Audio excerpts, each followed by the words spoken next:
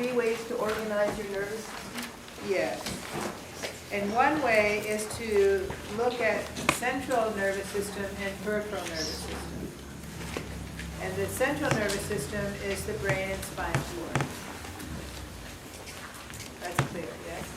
And the peripheral nervous system is everything else.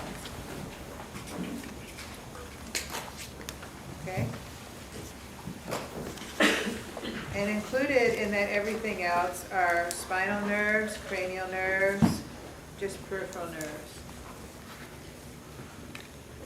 That would include the enteric and the... Yes, they lie outside of the nervous system. Okay, let me say it again a different way. The central nervous system, they don't go out of the central nervous system. The central nervous system nerves are between the brain and the spinal cord. That's it. They're between the brain, the spinal cord and the spinal cord, or the brain and the spinal cord. It's not between the brain and the eyes, or the spinal cord and the hand, or the spinal cord and the liver. But they communicate with nerves that are going outside. Sounds like penitentiary. Sorry. You know. It could be a convent, right? We could. I guess it's how you approach it, right? Yeah. I actually I had a very dear aunt who's not living now, but she basically stayed home. And she also stayed on the farm, she gardened, but she didn't, once a week she'd go to the store. My uncle took her. She said, I visit the world right here. She'd sit at her window and watch the seasons and read her books. And she lived this kind of cloistered life, very dear to me. And maybe you have that part of you. I have that part that could just, if I had been born 500 years ago and I wasn't Jewish, I would be a nun. There might have but there's something about Maybe you were. maybe I was. There's a lady as a priest, but I don't think so. Anyway, one never knows.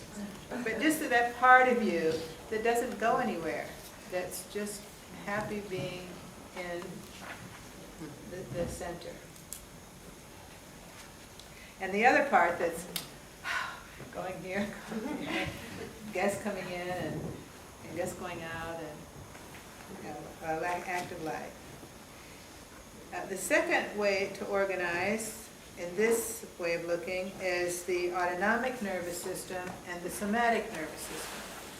And the autonomic nervous system used to be called, and maybe still be called by some people, the involuntary nervous system, and the somatic being called the voluntary nervous system. Well, this is where the yogis and other ancient teachers have showed us historically and in writings and in practices that it all is voluntary, but they have a different consciousness. And within the autonomic nervous, let me say first the somatic are the nerves to the skeletal muscles. And so you have the skeletal muscle somatic.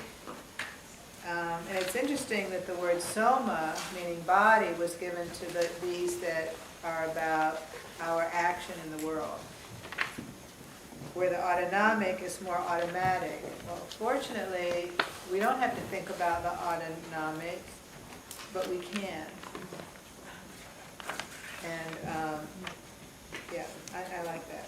And then the enteric nerve under autonomic are the enteric nerves, which are the local nerves of the gut. And this is a very recent discovery, or not discovery, sharing. And what they found with the enteric nerves was they took some poor frog or rabbit, or I don't know, we give thanks to them. And they took the stomach out, or the digestive tract, and put it on this thing, and they gave it food and it digested it without any external nerves. And so they found that it has its own innervation, just like the heart. If you take heart cells and you put them in a petri dish, they'll connect up and start beating synchronistically without any nerves. And I feel that in many practices of which BMC is part of this field, is that we're going to the local source of whatever the tissue is, and then getting feedback into the autonomic and eventually somatic nervous system. So in some ways I look at enteric as not just being digestive, but being any cellular, local cellular networking. Then a third way would be to look at sensory and motor nerves. And motor nerves are considered the action, and sensory the sensory perception. But I also look at motor being that flow which is going outward from the central nervous system out. And the sensory nerves being those which are bringing information from the periphery to the center.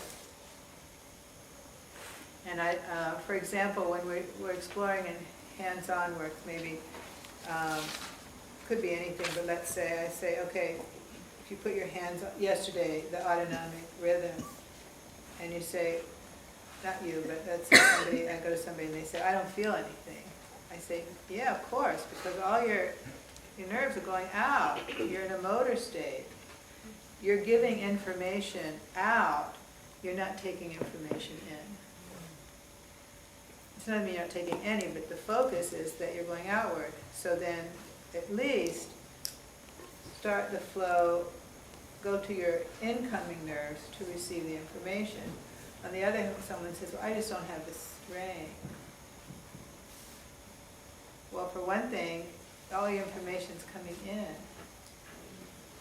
What happens if you go to your nerves that are going out? And then, you get maybe, everything's like going out, then maybe you go, okay, let me just stop and what's coming back in? Or maybe it's like, I don't think so. And you go, well, what if you go to your nerves that are going out?